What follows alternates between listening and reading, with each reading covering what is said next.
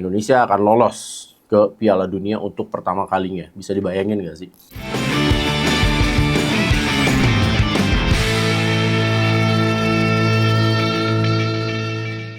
Guys, Abang Das Sepak Bola kembali untuk Anda. Kali ini di Kata Rensu dan lo akan mendengarkan bagaimana pendapat gue, bagaimana point of view gue tentang beberapa hal tentunya di sepak bola, baik luar ataupun juga dalam negeri. Yang pertama, gue akan membahas tentang pemain-pemain yang tidak dibawa untuk pertandingan Indonesia menghadapi Arab Saudi dan Indonesia menghadapi Irak. Ada beberapa pemain yang ya contohnya mungkin ada Ivar, ada Rafael, dan juga beberapa ya mungkin kita juga melihat nih ada pemain yang mungkin orang juga sempat menganggap harusnya si ini, harusnya si itu. Nah, jadi kalau gue selalu berpikiran gini, tim pelatih ya, kita mau bicara tim pelatih manapun juga, itu mereka pasti punya penilaian, itu yang sedikit berbeda dengan penilaian kita sebagai orang awam. Mereka tuh punya hitungan-hitungannya sendiri. Hitungannya itu mulai dari segi teknis, non-teknis, sampai juga kebutuhan tim. Nah, kalau kita bicara soal kenapa beberapa pemain itu nggak dipanggil, kalau menurut gue itu adalah udah soal bicara soal kebutuhan teknis yang memang dibutuhkan oleh Indonesia untuk menghadapi lawannya Arab Saudi dan juga Irak.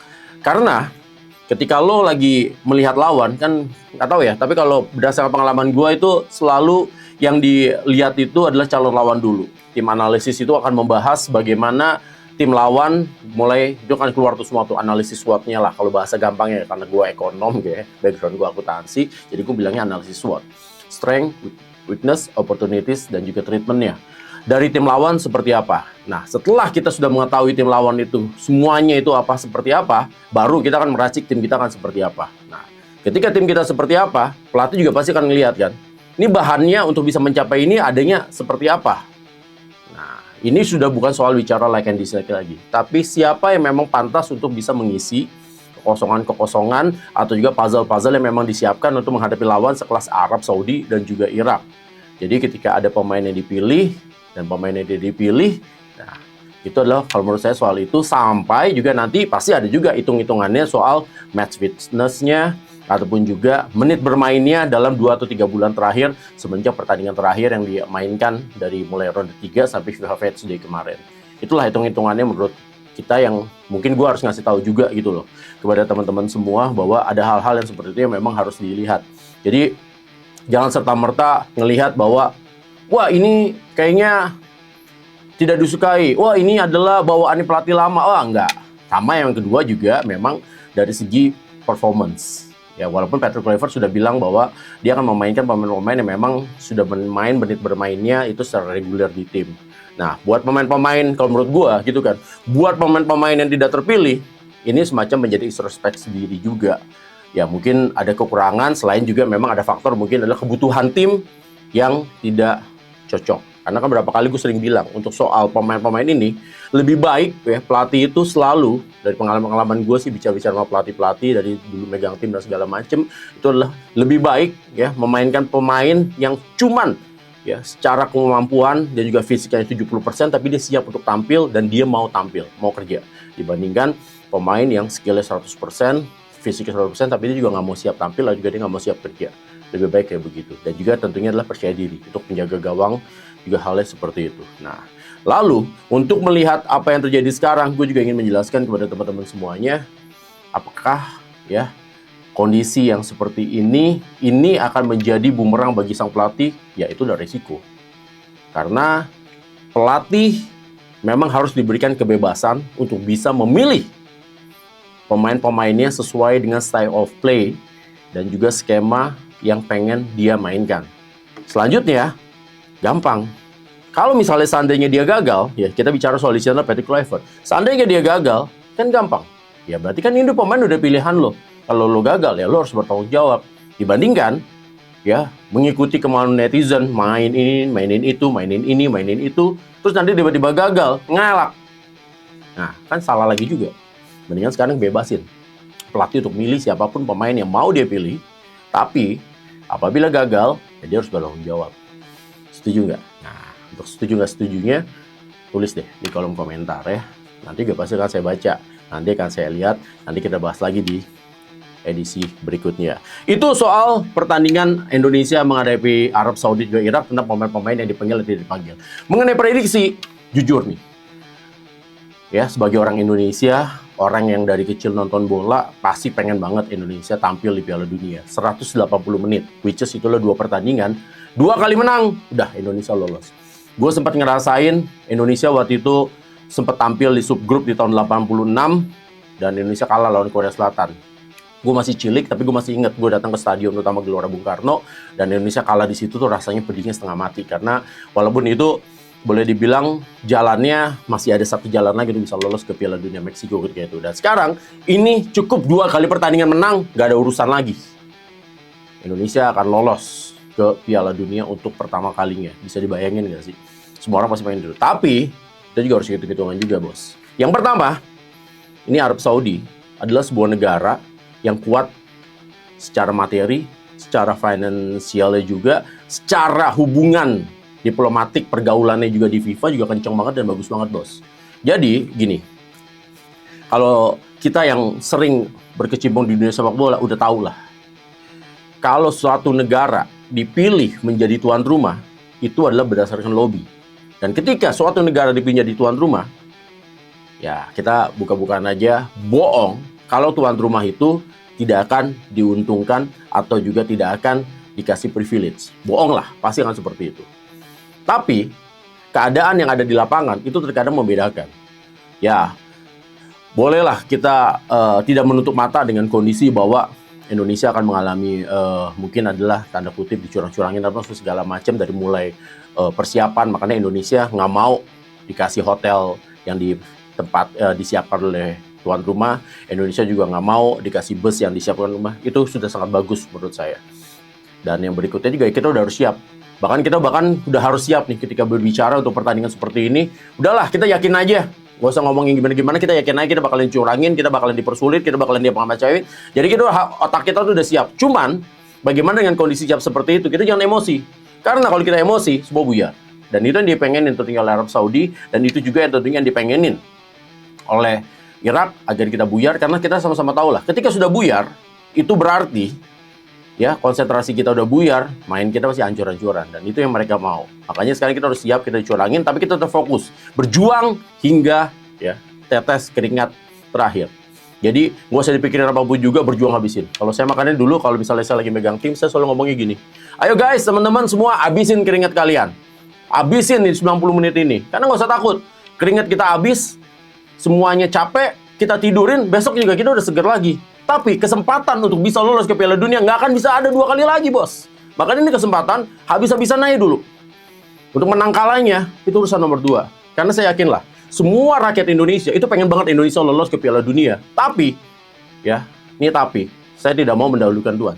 Tapi, kalau misalnya seandainya kita gagal, kalau para pemain itu berjuang habis-habisan, kayak mati-matian di lapangan, semua pasti bisa mengerti kok. Pasti bisa mengerti. Makanya buat teman-teman saya ya, adik-adik saya ini semua di timnas ya, Abangda mungkin kirim pesan buat semuanya. Tampil habis-habisan sekuat tenaga kalian demi lambang Garuda di dada. Menang kalah itu udah urusan nasib lah. Tapi kalau kita nggak mau berjuang, kita pasti akan nyesel. Itu dia. Jangan sampai nyesel karena tidak mengeluarkan kemampuan 100%. Kalau bisa kasih 1000% untuk pertandingan menghadapi Irak, menghadapi tuan rumah Arab Saudi. Menang kalah itu urusan berikutnya. Kalaupun kita kalah, kita nggak akan nyesel karena kita udah ngeluarin kemampuan terbaik kita. Tapi kalau kita nggak ngeluarin kemampuan terbaik kita, pasti akan, aduh, kenapa gue cuma segini doang ya? Aduh, kenapa gue cuma segini doang ya? Coba gue begini, coba udah. Penyesalan seumur hidup. Makanya penyesalan datangnya belakangan. Kalau datangnya di awal, itu namanya pendaftaran. Bener gak? Kolom komentar di situ. Dan kita juga sebagai rakyat Indonesia, sebagai pencinta sepak bola, masyarakat sepak bola, semuanya harus kasih doa, dukungan, ya. Tugas kita itu dulu deh, kasih doa dan dukungan. Apapun yang terjadi, kita harus dukung. Untuk masalah nanti yang saya bilang tadi, untuk masalah gagal apa segala macam, ya mereka harus bertanggung jawab. Nanti akan ada evaluasinya. Itu soal timnas yang akan berlaga. Dan kalau misalnya mau jujur-jujuran, ya ini ada 2 prediksi saya. Prediksi saya sebagai rakyat Indonesia pengen menang. Tapi prediksi saya sebagai abang das sepak bola, ya jujur seri aja lawan Arab Saudi itu udah bagus banget. Ya, dan kita fight untuk pertandingan kedua menghadapi Irak. Yang paling penting jangan kalah dulu deh, karena kalau udah kalah di awal, terus sama yang kedua jangan kemasukan gol dulu, karena Indonesia tuh kalau udah kemasukan gol biasanya suka buyar. Jadi jangan tahan, jangan bikin. Nah, satu lagi, jangan bikin kesalahan sendiri. Para penonton Indonesia pasti sering banget gemes, sering buat kesalahan sendiri. Dan saya yakin banget pemain sepak bola itu nggak ada yang mau bikin kesalahan sendiri. Tapi kadang di departemen sepak bola ada seperti itu, makanya itu yang namanya fokus. Terus kita agak sedikit lompat ke soal international recap. Ada sesuatu yang menarik tentang bagaimana kekalahan Liverpool. Jadi secara keseluruhan, Liverpool ini berarti sudah 3 kali mengalami kekalahan beruntun. Ini sesuatu yang sangat di luar dugaan yang dibawa di era Arne Slot ya, yang memiliki rekor kemenangan itu tinggi loh. Arne Slot itu hanya kalah persentase kemenangannya di bawah Jurgen Klopp. Jurgen Klopp itu sekitar 75%, ya persentase kemenangannya, Arne Slot itu 73%. Tapi kenapa tiba-tiba nih 3 kali kalah beruntun dari Crystal Palace, dari Galatasaray, dan juga kalah dari Chelsea. Nah, kalau saya lihat banyak hal yang menurut saya sebenarnya ketimpangan terjadi. Dengan datangnya Isak, dengan datangnya Florian, sebenarnya kan berharap Liverpool ini bisa lebih tajam, bisa lebih kokoh, tapi ternyata malah nggak jalan. Dan kalau saya lihat dengan mainnya Isak berapa kali, ya walaupun dia sempat hampir bikin assist kemarin ketika menghadapi Chelsea, tapi menurut saya masih terjadi misling lah, belum connect gitu loh antara Gakpo sama Salah, sama juga tentunya di depan Isak. Bahkan ketika diganti Ekitike malah lebih jalan. Dan pemain yang saat ini menurut saya seperti boleh dibilang ngegendong Liverpool itulah Cody Gakpo. Karena Salah menurut saya sekarang itu posisinya dia juga udah nggak muda lagi, udah umurnya udah 33 tahun. Dia juga udah nggak kayak dulu, dan dia juga sekarang kalau dia jalur passingnya dia atau jalur feedernya dia itu ditutup kayak kemarin pertandingan lawan Galatasaray lawan Chelsea, dia juga nggak bisa apa-apa juga gitu loh. Apalagi ketika dia dapat pairingnya itu di kanan itu sama Bradley. Ya, kelihatan banget di situ Salah tuh nggak pede dan nggak percaya sama Bradley. Jadi ketika Bradley buka ruang sama Salah tuh ditekuk lagi bola, nggak dikasih. Itu yang terjadi. Jadi itulah soal kepercayaan. Karena kalau udah main bola, kalau udah nggak percaya, susah bos. Ya, sama ketika diganti sama Sobo, baru mulai jalan. Mereka bisa nyetak gol, walaupun akhirnya kemasukan lagi. Karena memang Chelsea materi pemain ini kan muda-muda, umurnya belasan bos. Ya, Estevao itu masih umur belasan tahun, bocah, tapi udah bisa nyetak gol. Jadi terus ini membuat memang Chelsea makanya main 97 menit, 98 menit. Fisiknya nggak turun-turun. Nah, hal yang seperti itu yang nyata memang harus diinin juga sama Arne Slot. Sama lini pertahanan mereka. Center back mereka lemah banget ketika dikasih bola di belakang garis pertahanan. Baik Konate sama Van Dijk itu sering keteteran ya. Apalagi Konate itu agility balik badannya agak susah banget. Jadi buat pelatih-pelatih sepak bola itu sering menilai pemain itu ketika adalah bagaimana dia berbalik badan ketika nerima bola. Kalau dia bisa balik badan yang cepat, itu pemain bertahan yang bagus. Tapi kalau lambat, nah itu yang jadi masalah. Dan itu yang terjadi sama Liverpool sekarang. Untuk kasus dari Manchester United, aduh pusing juga bahas ini. Nggak selesai-selesai, ya kan? Ini kalau kasus ini kayak kasus apa ya? Kayak kasus susahnya nyari bensin yang bagus. Enggak, kita nggak ngomongin itu. Kita ngomongin soal sepak bola ya. Jadi Amorim ini saya sempat ngobrol, sempat diskusi sama teman-teman semuanya. Ini sebenarnya dia yang salah, timnya yang salah, apa waktunya yang salah, atau memang dia salah, tidak satu tim sama salah. Nah, itu dia yang terjadi sama Amorim. Ada yang bilang katanya timnya udah salah. Manchester United ya, pelatihnya, sertifikatnya itu dunia akhirat pun juga katanya belum tentu juga dia bisa bagus. Tapi juga ada yang bilang bahwa di sana tuh udah terlalu banyak pemain-pemain yang problematik. Terus ada juga yang bilang bahwa Amorim itu belum sekokoh pelatih-pelatih besar. Misalnya sekarang tinggal pelatih besar tuh siapa aja sih? Mourinho udah pernah megang. Yang belum pernah megang di sana Pep. Terus yang belum pernah megang di sana Zidane, Ancelotti. Ya yang karakter-karakter gitu, yang keras-keras gitu, ya kan? Nah, hal-hal seperti itu kalau menurut saya sih udah semuanya tuh ya. Jadi memang bisa dibayangin lah Amorim bagaimana pusingnya dia untuk bisa megang tim ini. Karena ya ternyata orang kemarin nyalain Onana gitu kan. Tapi ternyata Onananya pergi sama aja. Bahkan sekarang dibilang harusnya jangan ngambil Onana. Ngambilnya kemarin itu Emi Martinez. Ngambilnya, wah udah ngomong kalau ya susah juga. Tapi yang jelas soal Amorim ini saya malah pengen tahu dari teman-teman semuanya di sini, ya. Karena abang udah pusing nih kalau soal bicara soal Amorim. Kasih tahu deh, kalau soal Amorim ini salahnya di mana, ya kan? Apa jangan-jangan salahnya karena salah nggak mau satu tim sama dia? Itu ya, soal dari Manchester United. Lalu, soal Lamine Yamal. Wah, untuk Lamine Yamal, saya akan bahas satu episode khusus saja deh buat dia. Karena, ini bicara soal pemain ini seru soal pemain. Jadi, saya akan juga nanti menceritakan soal Lamine Yamal, sama saya gabungkan dengan pengalaman saya menangani pemain-pemain sepak bola yang ada di Indonesia. Bos! 2 episode nggak kelar-kelar, bos. Saya buka tuh semua tuh, ya. Baiknya pemain sepak bola itu seperti apa, ibadahnya mereka pemain sepak bola itu seperti apa, bandelnya mereka itu seperti apa. Nanti saya buka, ya. Tenang aja. Di Kata Retsu, abang nggak akan bercerita semuanya. Nah, sekarang kita lanjut ke soal pertandingan sepak bola di Liga Indonesia. Sekarang namanya Superliga. Ada juga namanya Championship. Jadi ada beberapa tim yang menurut saya Borneo luar biasa. Jadi kenapa Borneo itu menurut saya luar biasa? Karena dia sama ya. Jadi saya itu punya mazhab tentang sepak bola itu. Mazhab saya, paham saya tentang sepak bola itu adalah saya akan mencari pemain yang dibutuhkan, bukan pemain yang diinginkan. Nah, itu sepertinya yang terjadi di Borneo. Pemain-pemain yang diambil itu adalah pemain yang memang dibutuhkan. Makanya Vinicius apa semua segala macam luar biasa banget dengan pemain-pemain yang mereka punya, terutama Peralta. Akhirnya mereka tidak terkalahkan. Hanya tinggal bagaimana ya Borneo menjaga mental juaranya aja nih. Mereka sudah berhasil ketika mereka menjadi juara di regular series tanpa championship series, mereka bisa. Nah, sekarang mereka bisa nggak untuk bisa stabil? Karena yang punya mental itu biasanya tim-tim tradisional ya. Karena kita bicara seperti itu. Nanti tinggal soal itu. Soal Persib. Ya, Persib ini menurut saya ada sedikit permasalahan yang terjadi. Jadi banyak orang yang menyamakan soal Ramon sama Leo Gaucho ya kalau nggak salah. Jadi Ramon itu ganas di Kamboja, tapi di Indonesia agak sedikit sulit. Sebaliknya Leo Gaucho itu di Indonesia kurang, tapi begitu di Kamboja ternyata ngecun. Nah, itu dia.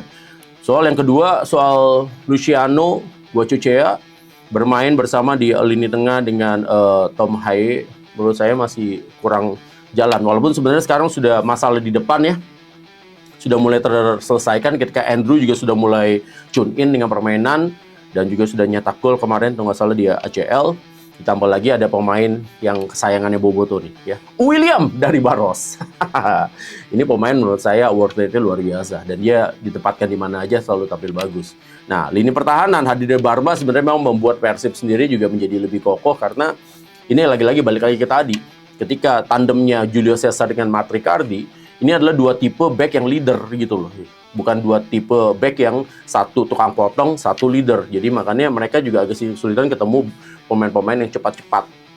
Akhirnya ketika muncul Barba yang juga punya speed, karena Barba juga bisa bermain sebagai left back, akhirnya lini pertahanan dari Persib juga oke. Nah, untuk kiper Adam kayaknya masih butuh waktu lah ya. Tapi no worries lah, karena Teja juga jadi Teja tuh kalau saya lihat nih dia lagi pengen banget menunjukkan bahwa ini adalah angin kedua dia gitu loh. Karena kalau sekarang dia nggak dapat lagi nih angin kedua ini, mungkin karirnya akan gitu-gitu aja. Jadi dia makanya dia kelihatan banget pengen nunjukin. Nah, sebaliknya satu pemain yang menurut saya pembeliannya oke banget, itu Eliano gitu. Eliano dia main di Persib enak banget mainnya. Dia main di posisi bek kiri, dia pindah ke kanan, terus dia mainin lagi ke sayap kiri. Ternyata oke banget gitu loh. Jadi ternyata dia cepat juga. Dan itu menurut saya satu pembelian yang cukup bagus. Nah, soal Persija, ini juga menarik. Jadi Persija di awal-awal juga cukup bagus, tapi ini kita bicara soal bagaimana memang analisis ya, itu sangat penting di dunia sepak bola modern. Jadi kalau saya ngelihat di Persija ini bukan soal Persijanya yang mainnya makin jelek, enggak. Persija tetap bermain dengan Persija, tapi ya tim-tim lain itu sudah mempelajari gaya main Persija. Dan akhirnya mereka menciptakan anti-teorinya. Anti-teorinya inilah yang akhirnya dipraktekkan dan membuat Persija akhirnya kesulitan. Nah, sekarang tinggal bagaimana kondisi yang ada seperti ini, tinggal pelatih Mauricio Souza mencari jalan keluarnya untuk ya, ketika dikasih A, dia akan kasih B. Ketika dia dikasih B, dia akan kasih C. Dikasih C, dikasih nah itu. strategi saya sepertinya itu? Karena menurut saya sih materi, ya kita sama-sama tahu lah, materi Persija musim ini sama materi Persija musim lalu beda banget. Ya Alano, lalu juga di tengah juga gitu kan, Van Basten semua segala macem, belum lagi back kirinya. Wow, itu top-top semua gitu kan. Tapi emang ternyata harus ada plan A, plan B, plan C, plan D, plan A, sampai plan Z semua seperti itu. Kalau memang Persija mau kembali jalan ke posisi juara lagi. Nah, itu tim-tim yang baru saya bahas. Nanti tim-tim yang lainnya saya bahas juga. Saya kasih episode khusus juga. Sementara ada satu hal yang menurut saya ini kejadian kemarin di Championship. Ya, ketika ada cedera yaitu teman kita nih, adik kita Bill Askanhi yang mengalami cedera ya bertabrakan dengan Jefferson. Jadi kalau saya sih hanya pengen memberitahu ya mungkin kepada teman-teman semuanya bahwa sebenarnya ini level sepak bola kita ini sudah meningkat gitu kan. Kita sudah menyalip Kamboja di liga dan kita juga sudah harus mulai memetakan diri bahwa Liga Super Liga, itu kelasnya tuh udah Super Liga, udah profesional yang benar-benar profesional. Jadi mungkin kalau kita tahapnya sekarang, ya, kalau saya lihat juga federasi dan juga I-League ini sekarang lagi mencoba Championship ini sebenarnya pengen mereka buat Liga 1 mungkin di tahun 2017 ketika awal muncul gitu loh. Apalagi dengan menggunakan 3 pemain asing, terus pertandingannya juga sudah lebih. Karena dalam dunia sepak bola buat teman-teman semua yang harus diketahui, rata-rata pemain sepak bola itu yang bagus dalam satu musim itu bertanding itu kalau bisa itu di atas 25 sampai 26 kali pertandingan. Nah, kayak yang sekarang ini kan berarti udah hampir main sekitar segitu. Berarti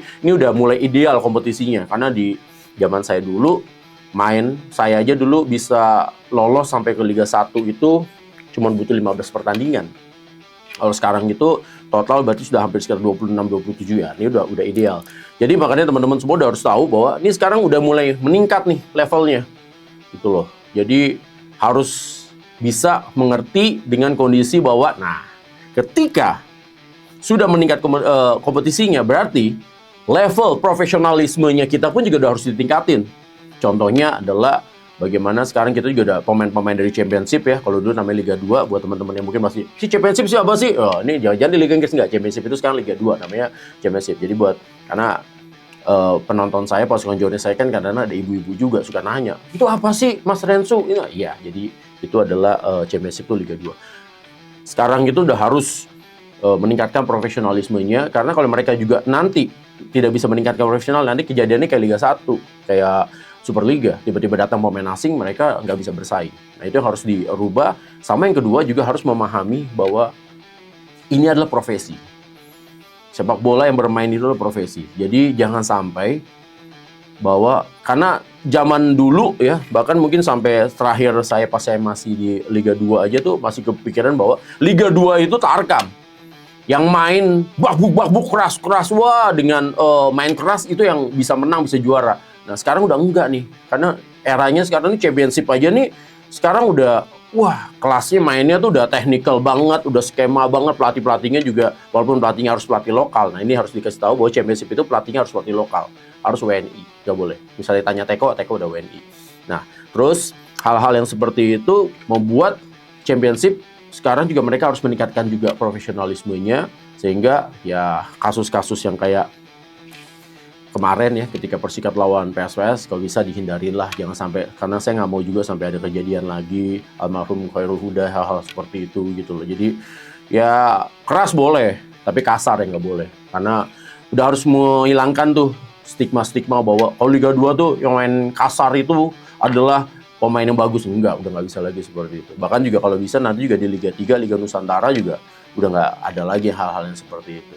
Ya, hal-hal seperti itulah menurut saya yang akan membuat bagaimana profesionalisme dari seorang pemain ditingkatkan. Karena kalau bicara dari pengalaman saya sih ngelihat pemain sepak bola secara teknik ya, secara skill ya, pemain asing sama pemain lokal itu sebenarnya nggak jauh beda. Apa yang nggak jauh bedanya? Nah, itu nanti ada segmen khususnya juga. Nanti kalau saya bahas ini nggak kelar-kelar. Nanti saya bikin lagi episode khusus tentang bagaimana pemain asing, perbedaan pemain asing dengan pemain lokal ya, selain bicara soal gaji, yang berdasarkan apa yang saya tahu dari pengalaman saya. Itu dia, sekian tentunya dari Abang Das Sepak Bola di Kata Rensu. Dan buat teman-teman semuanya yang punya topik yang mau saya bahas, ya silakan tulis di kolom komentar, dan jangan lupa juga ya, bahwa saya cuma bilang kepada teman-teman semuanya, sepak bola ini adalah sudah menjadi industri, sudah menjadi hiburan yang sudah tidak terpisahkan dari sebuah negara seperti Indonesia. Jadi jagalah marwah sepak bola ini tetap baik, tetap bisa menjadi sebuah tontonan yang luar biasa, tontonan yang menarik, dan juga para pekerja di dalamnya bisa ya mendapatkan keberkahan dalam bekerja di sini. Sampai jumpa lagi.